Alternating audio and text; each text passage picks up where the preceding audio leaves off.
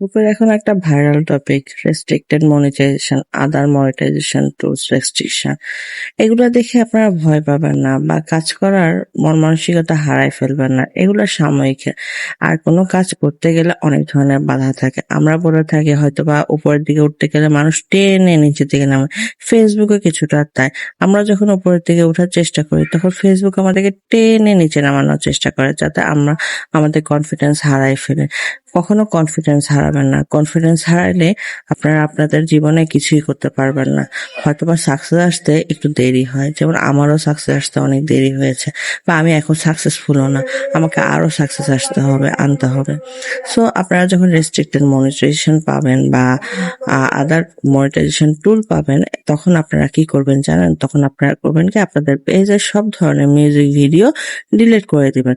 আমারও তাই করতে হয়েছিল। একটা সময় গিয়েছে গত ২ মাস আগে আমি আমার পেজে ২ বছর ধরে যত ভিডিও দিয়েছি সব ভিডিও ডিলিট করতে হয়েছে। শুধু আমি মিউজিক ইউজ করে ভিডিও করতাম। কারণ আমি তখন জানতাম না ফেসবুক থেকে টাকা পাওয়া যায়। আমি ফেসবুক থেকে টাকা পাওয়া যায় এটা জেনেছি মাত্র ১ বছর হবে। সেটা আমারই ভুল হয়তোবা। যাই হোক, এরপরে সব ভিডিও ডিলিট করে দেওয়ার পর আপনাদেরকে টানা ১৪ দিন, ১৫ দিন বা ১ মাস যতদিন পারেন আপনাদেরকে সেটা লাইভ করতে হবে। আপনারা যদি লাইভ না করেন তাহলে আপনাদের মনিটাইজেশন কখনোই ঠিক হবে না। লাইভ করার একটা অন্যতম কারণ হচ্ছে যে ফেসবুক আপনার ফেস ডিটেক্ট করবে যে এটা আপনারই কন্টেন্ট এবং এটা অ্যাকচুয়ালি আপনারই ফেসবুক পেজ। সেটা ফেসবুক ডিটেক্ট করবে। ফেসবুক ডিটেক্ট করার পরে সেটা জানতে পারবেন আপনারা যে ফেসবুক আপনাকে সেটা ইদানিং প্রচুর পরিমাণে রেস্ট্রিকশন দিচ্ছে। সো না ঘাবড়িয়ে আপনারা আপনাদের অরিজিনাল ভিডিও দেন, নিজের ভয়েস ওভার দেওয়ার চেষ্টা করবেন, সাথে লাইভ করবেন।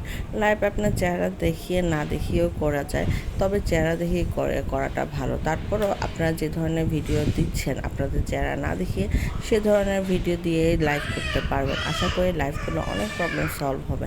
তো আপনারা যদি আপনাদের প্রবলেমগুলো সলভ করতে চান তাহলে অবশ্যই আপনাদেরকে কনফিডেন্ট থাকতে হবে। আর ফেসবুকে অনেক ধরনের প্রবলেম আসে, হ্যাঁ, সেগুলোর জন্য আপনারা চাইলে অনেক ধরনের পেজে কোর্স করে নিতে পারবেন। যারা বুঝে না তাদের জন্য কোর্সগুলো করাটা উচিত। আর যারা মনে করে যে না আমি পারবো তাহলে আপনারা কনফিডেন্টলি লাইভ করবেন। লাইভ না করলে আসলে অনেক প্রবলেম সলভ হয় না। আর হচ্ছে যে আপনারা তো একটা মনিটাইজেশন টুলের জন্য সবচেয়ে বড় এফেক্ট করে, কারণ মিউজিকে সবাই ধর নিজস্ব একটা কপিরাইট রাখে যে এটা আমার মিউজিক। সো আপনারা যখন একজনের মিউজিক ইউজ করবেন আপনারা মনে করেন না কপিরাইট আসবে না, আসলে কিন্তু কপিরাইট আসে। হ্যাঁ, আমি যে মিউজিক ইউজ করছি আপনারা মনে করছে কি আমি তো মিউজিক ইউজ করছি, আমি মিউজিক ইউজ করছি সেটাতে কপিরাইট আসছে। আমি মিউজিকের ভিডিওগুলো প্রায় ডিলিট করে দিচ্ছি, কয়েকটা আছে সেগুলোও ডিলিট করে দিব শুন। কিন্তু কিছু কিছু ভিডিও আসলে এত ভাইরাল হয় যে মাঝে মাঝে ডিলিট করতে ইচ্ছা হয় না। আসলে এটা ডিপেন্ড করে প্রথম থেকে যদি আপনারা অ্যালার্ট থাকেন তাহলে আপনাদের মিউজিক ভিডিওগুলো দেওয়ার প্রয়োজন হবে না। পরে তাড়াতাড়ি আপনার রিলস অন অ্যাডও পেয়ে যাবেন। ইনশাল্লাহ আপনার মনিটাইজেশন টুলসটা আপনাদের কোনো ধরনের প্রবলেম হবে না। এরপরে এখন যখন একটা সবার পেজে আদার্স মনিটাইজেশন টুল আসছে সেটাও কিন্তু এক ধরনের বাগ, সেটা নিয়েও ঘাবড়াবেন না। সেটা কিন্তু হয়তোবা ফেসবুক আপডেট হওয়ার সাথে সাথে চলেও যেতে পারে।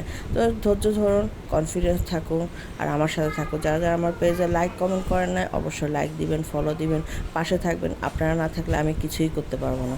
সো প্লিজ আপনারা পাশে থাকবেন, আমাকে একটু সাপোর্ট করবেন। আর হচ্ছে বিভিন্ন ধরনের কোশ্চেন থাকলে অবশ্যই কোশ্চেনগুলো করবেন যাতে আমি